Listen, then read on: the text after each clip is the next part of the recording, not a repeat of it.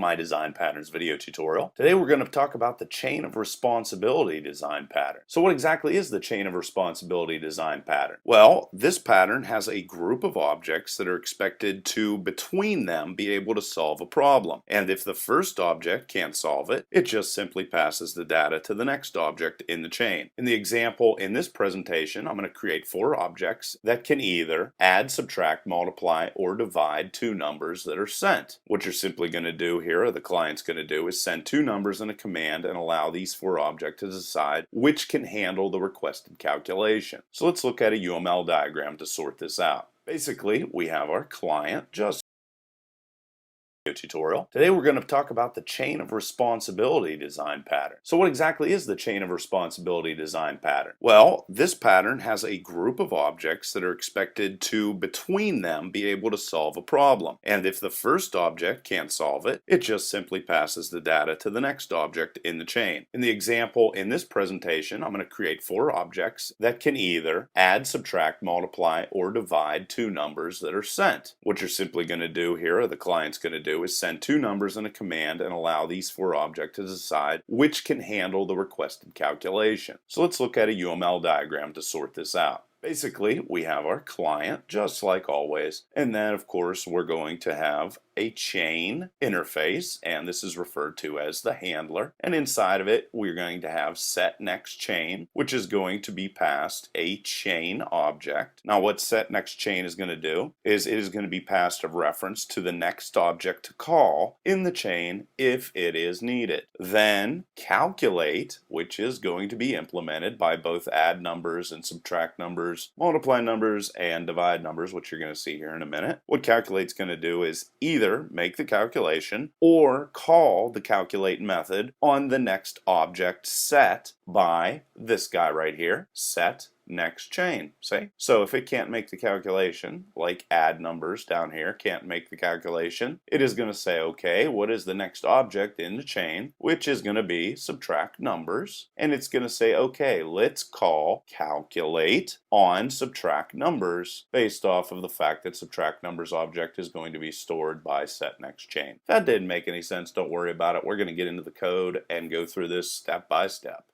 Okay, so here I am over in Eclipse, and we're going to start writing some code. The first thing we're going to do is create our interface called chain.java. So let's just go in here. This is very simple, don't worry about it.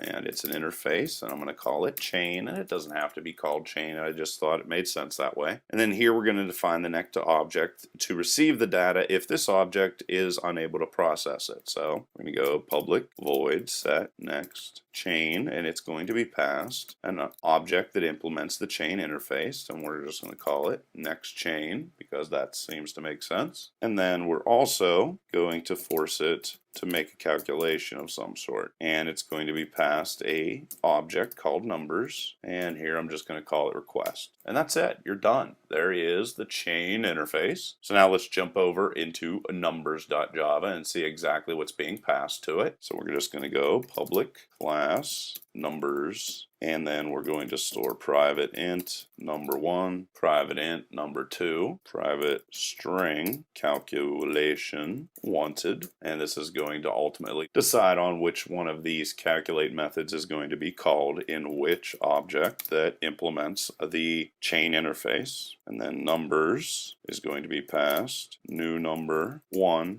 new number 2, as well as a string calc wanted. And then it's just going to simply take all these guys, number 1, number 2, and calculation wanted, and store those inside of here. Real simple. File save that. And then if we want to be able to get access to these numbers, public int get number 1, and it's just going to return number 1, of course. And then this guy's going to return number 2, and then this is going to be a string calc wanted, and then here we're going to return calculation wanted. File save it, ready to go. So now we're going to do add numbers, and you're going to get to see how this is all put together. So this is going to be real simple. We're just going to go public class add numbers implements chain, and then each one of these is going to store the next object in the chain that can perform these calculations. And here in this constructor, we're going to define that next object that's going to receive this data if this object is unable to use it. Let's just go up to add numbers, add on implemented methods, save ourselves some time. And then here we're just going to go next chain, or in this situation we'll go this. Next chain is equal to next chain. That works. And then down here in the calculation section, everything's going to be based off of a string. So we're going to get request, get calc wanted, and we're going to ask it if add is the name for that string. And if it is, just go request, get number 1 plus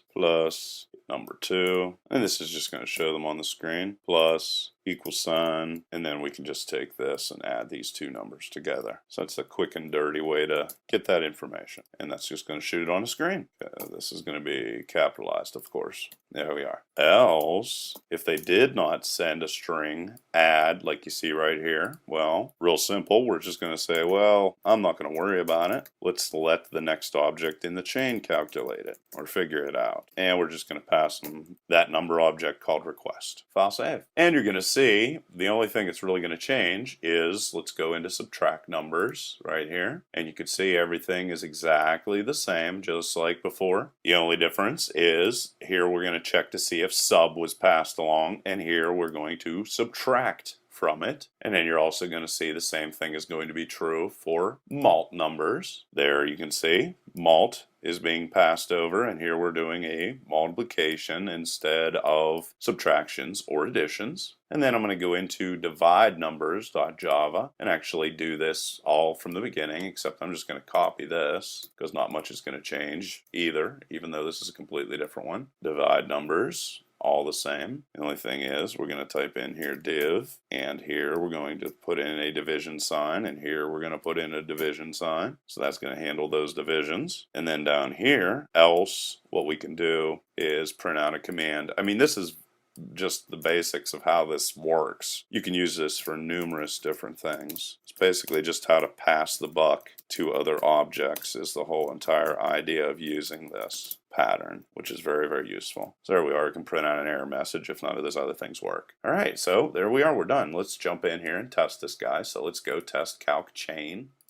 And this is going to be public, and all the code is available underneath the video. If you want to really learn this stuff, go get it. It's heavily commented to help you understand what's going on here. And there we are, args. And then what we're going to do is create our chain object. So calc 1 is going to equal to new add numbers. This is really where all the magic happens. And then we need to do this for all of our potential calculation objects. Calc 2, Calc 3, and Calc 4. And then this is going to be subtract, mult, and divide. So there we are. We have all those set up inside of here. And then next I'm going to tell each object where to forward the data if it can't process the request. So we're going to go chain calc 1 set next chain, which is in every single one of these objects that implement the chain interface like that. And then we're going to do that for 3 of these guys. So the second one and the third one. And then this is just going to be 3 and this is going to be 4. And that's just going to pass everything to the right place. And then we're just going to define the data in the number objects and send it to the first object in the chain. So we just go numbers request is equal to new